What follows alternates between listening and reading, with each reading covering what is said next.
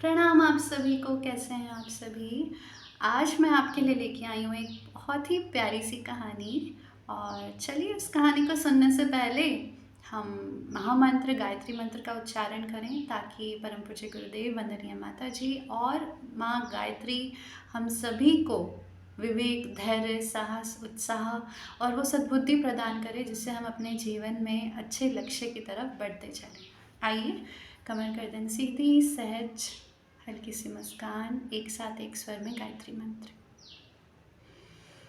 ॐ भूर्भुवः स्वाहा तत्सवितुर्वरेण्यं भर्गो देवस्य धीमहि धियो यो नः प्रचोदयात्।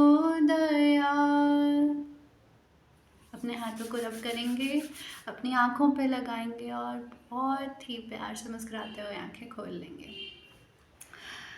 तो आज जो हम कहानी सुनने वाले हैं वो कहानी है एक शेर और उसकी फैमिली की। और ये कहानी सबसे पहले मैंने डॉक्टर चिन्मय पांड्या, वाइस चांसलर देव संस्कृति विश्वविद्यालय, उनके श्रीमुख से सुनी थी। और जब मैंने उस पर थोड़ा गहन चिंतन किया तो पता चला कि वो कहानी अपने आप में हमें बहुत सारी गहन शिक्षाएं देके जा सकती है। तो आइए हम उस स्टोरी की शुरुआत करते हैं। तो ये कहानी है एक जंगल की।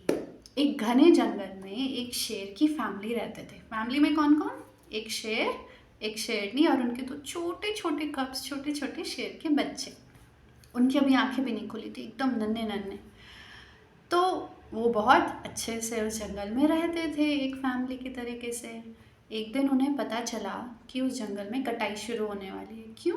क्योंकि आसपास के जो लोग हैं वहाँ पे एक बड़ा सा मॉल बनाना चाहते हैं। और जैसे ये बात शेरों को पता चली तो उसकी जो फैमिली थी उन्होंने डिसाइड किया कि अब हमें यहाँ से शिफ्ट होना पड़ेगा, क्योंकि हमारी जान खतरे में है, तो हम दूसरे जंगल में जाएंगे।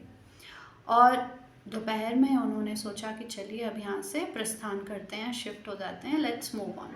जब वो जाने लगे तो क्योंकि वो छोटे छोटे बच्चे थे, उनको अभी चलना भी नहीं आता था, तो फिर शेर ने अपने मुंह में एक छोटे बच्चे को दबा लिया और शेरनी ने अपने मुंह में दूसरे शेर के बच्चे को दबा लिया और दोनों चलने लगे, चारों चलने लगे। और जैसे जैसे वो जाने लगे वैसे वैसे अंधेरा बढ़ता चला गया, शाम होती चली गई। और चलते चलते अचानक से एक तेज़ आवाज़ हुई। वो जो तेज़ आवाज़ थी उससे वो दोनों डर गए। डरे तो थोड़ा तेज़ दौड़ने लगे कि थोड़ा जल्दी हमें भागना पड़ेगा यहाँ से। और दौड़ते दौड़ते शेर का जो पैर था वो एक पत्थर से टकरा गया। और जैसे ही शेर का पैर पत्थर से टकराया उसके मुंह से वो उसका जो बेबी कप था, वो जो बच्चा था, वो गिर गया।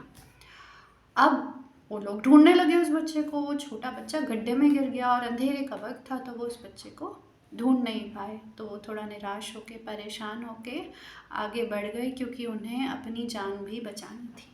छोटा सा जो शेर का बच्चा था वो गड्ढे में पड़ा रहा। अगले दिन जब सुबह हुई तो शेर के बच्चे की हल्की हल्की आंखें खुली, ऐसे ऐसे आंखें खुली। जब शेर के बच्चे ने देखा तो उसके चारों तरफ हिरन खड़े थे। हिरन का झुंड जो था उसके चारों तरफ खड़ा था।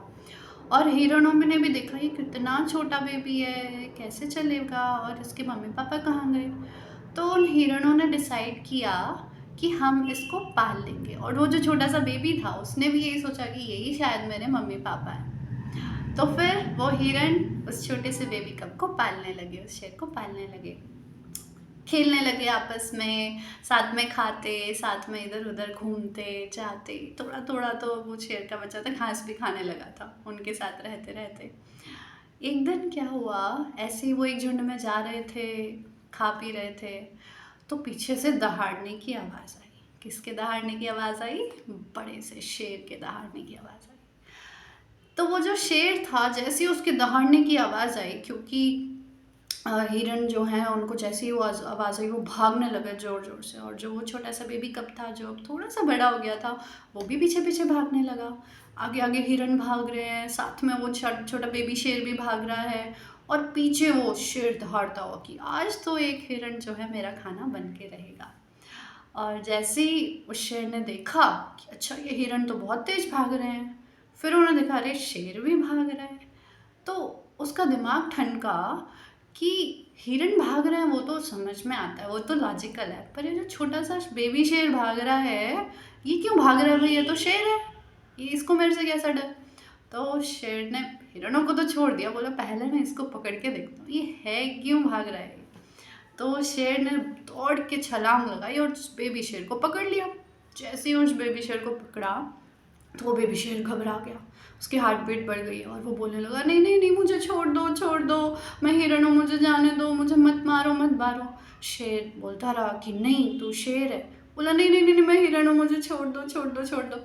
बहुत घबरा रहा था और जो बड़ा वाला शेर था उस जोर से अपने मुंह में पकड़ा और फिर ले गया उसे एक तालाब के किनारे लेके गया और ऐसे बेबी शेर को पटका। और उसके बाद फिर एक तरफ से शेर झांके पॉन्ड में, उस तालाब में, पानी में शक्ल दिखाने के लिए, और दूसरी तरफ से वो जो बेबी शेर है उसको बोला देख ज़रा। तो उसने भी ऐसे झांका और जैसे ही दोनों ने ऐसे झांका तब उस बेबी शेर को लगा अरे मेरी शक्ल और इस बड़े शेर की शक्ल तो बिल्कुल सेम है, एकदम डिट्टो। तब उसे पता चला कि हाँ ये तो सही कह रहा था, मैं तो हिरण हूँ ही नहीं, मैं तो बड़ा सा शेर हूँ। और बड़ा सा शेर एक्चुअली क्यों, क्योंकि उसका कॉन्फिडेंस लेवल बहुत बढ़ गया था कि मैं छोटा तो हूँ पर मैं शेर ही हूँ। जैसे ही उसे पता चला उसके अंदर क्या कॉन्फिडेंस आया और वो ऐसे चलने लगा, ओ मैं तो जंगल का राजा हूँ, मैं तो इतना डर डर के रह रहा था। और उसके बाद से वो जो शेर है और जो बच्चा है वो वापस अपनी फैमिली में चले गए। उन्हें पता चला कि वो वही छोटा सा बेबी शेर था जो कभी छूट गया था, और वो हैप्पीली एवर आफ्टर वाला वो खुशी खुशी रहने लगे। तो ये थी हमारी स्टोरी। हाँ वो हिरण भी बच गए, so that's a good news too. ये थी हमारी स्टोरी, प्यारी सी कहानी। और इस कहानी के एक नहीं पाँच मॉरल वैल्यूज़ हैं और आपके दिमाग में शायद वो आ भी रहे होंगे, है ना। तो आइए हम सबसे पहले मॉरल वैल्यू को समझने की कोशिश करते हैं कहानी की शुरुआत में। पहला मॉरल वैल्यू है पेड़ नहीं काटने चाहिए। हमें पेड़ नहीं काटने चाहिए। क्यों?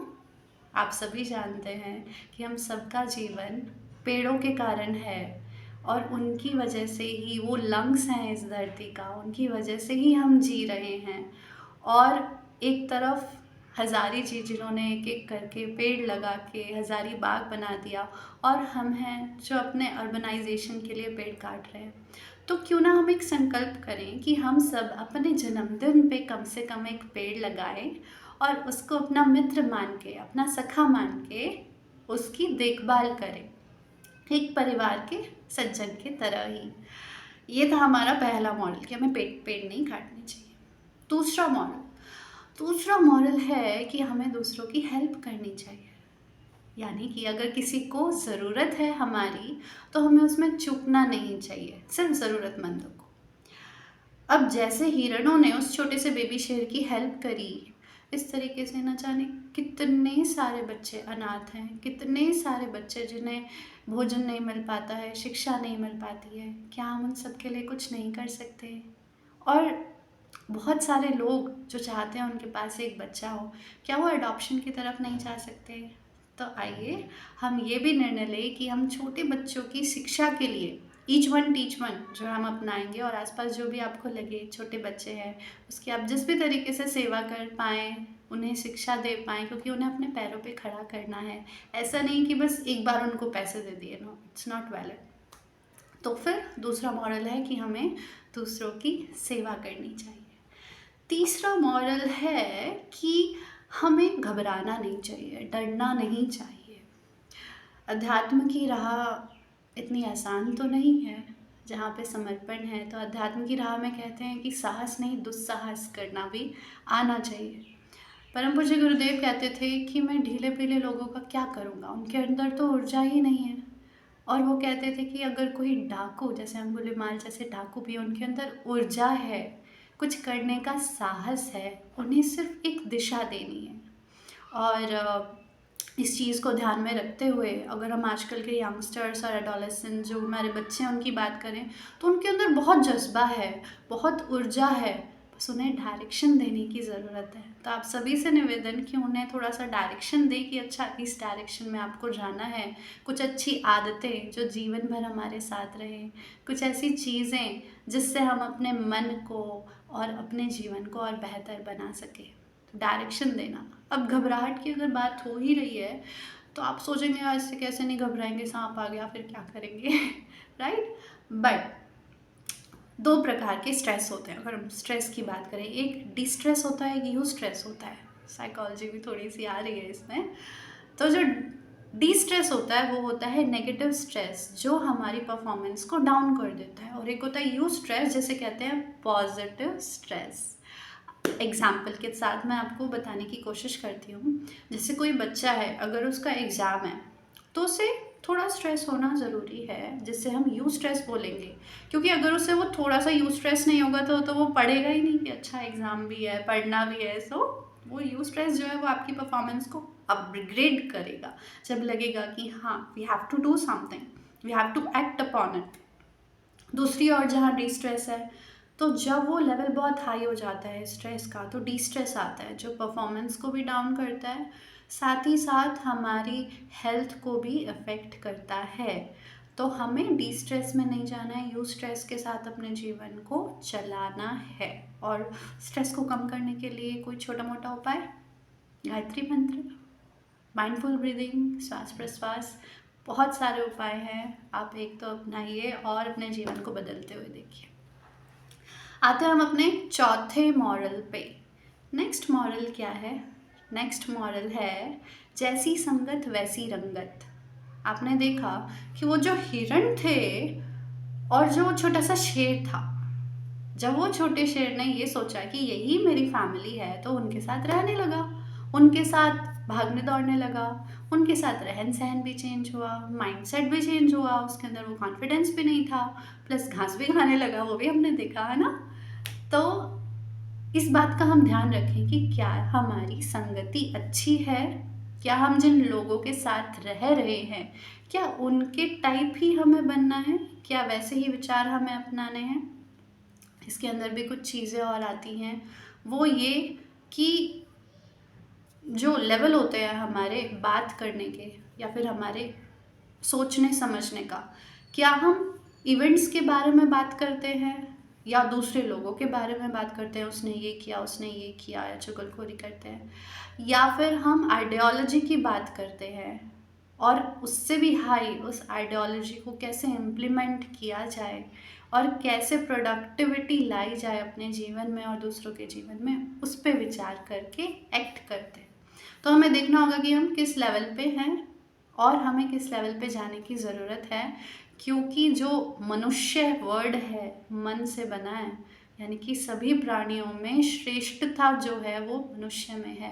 हमारे पास मन है, अगर हम उसको ही अपने अनुसार नहीं चलाएंगे तो मुझे लगता है कि हम न्याय नहीं कर पाएंगे मनुष्य होने का। इस धरा को, इस वसुंधरा को सुंदर बनाने में हम अपने मन को सत्संगत में लगाएं। सत्संग का क्या मतलब होता है? सत मतलब सच्चा, ट्रुथ, अच्छा, संग मतलब साथ। सो सत्संग इज़ नॉट जस्ट कीर्तन भजन।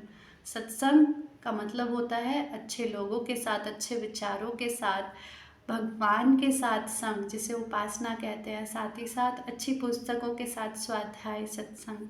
तो ये सब हम अपने जीवन में लेके आए, क्योंकि जैसी संगत वैसी रंगत। आखिरी और बहुत इम्पॉर्टेंट मॉरल, अपने आप को पहचानना। अपने आप को पहचानना, परम पूज्य गुरुदेव ने पहली जो पुस्तक लिखी है मैं क्या हूँ, इसमें उन्होंने बहुत ही सरल तरीके से बताने की कोशिश करी है कि हम क्या है। जैसे ही उस शेर को पता चला, छोटे बेबी को, कि मैं हूँ एक शेर, उसके अंदर क्या गजब का कॉन्फिडेंस आ गया। नहीं, गुरुदेव कहते थे गुरुदेव के बच्चे गुरुदेव। वो एक घटनाक्रम हुआ था जिसमें एक छोटा सा बच्चा ऐसी मजाक मजाक में बोल रहा था और गुरुदेव ने उस घटना के ऊपर जो ये टिप्पणी दी, गुरुदेव का बच्चा गुरुदेव। तो हम सब मानते हैं कि हाँ, एक बिल्ली का बच्चा बिल्ली होता है, शेर का बच्चा शेर होता है।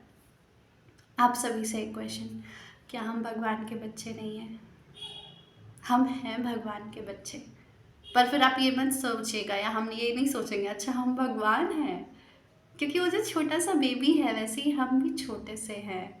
हम शेर तो हैं, मतलब कि वो छोटा सा जो शेर था उसने ये तो सोचा, कॉन्फिडेंस भी आया कि मैं शेर हूँ, पर अभी उसे बड़ा शेर बनने में और उतनी ताकत लाने में और स्वयं पे नियंत्रण पाने में और शिकार करने में अभी काफ़ी समय लगेगा। इसी तरीके से हम भी लगातार भगवान के मूल्य को अपने जीवन में अपनाते रहे और न जाने एक जन्म न जाने कितने जन्म, पर उन तक पहुँचने के लिए हमें निरंतर प्रयास करना चाहिए। तो हम भगवान के बच्चे हैं, तो डरने की तो कोई बात ही नहीं है ना? तो फिर इस सत्य को अपने साथ रखते हुए कि हम अपना जो समय है वो इस तरीके से नष्ट ना करें, इस भाव को साथ में रखते हुए कि हम भगवान के बच्चे हैं। हम इस जो कहानी थी आज हमने सुनी, आई होप कि आप सभी को पसंद आई होगी और मुस्कुराते हुए हम और सारी अब दोबारा जब मिलेंगे तो कोशिश करेंगे कि और नए पहलुओं पे हम थोड़ा विचार विमर्श करें और नई ज़िंदगी की ओर आगे बढ़ें। बहुत बहुत धन्यवाद, बहुत बहुत प्रणाम। Thank you for connecting. जय गुरुदेव। ओम शांति, ओम शांति।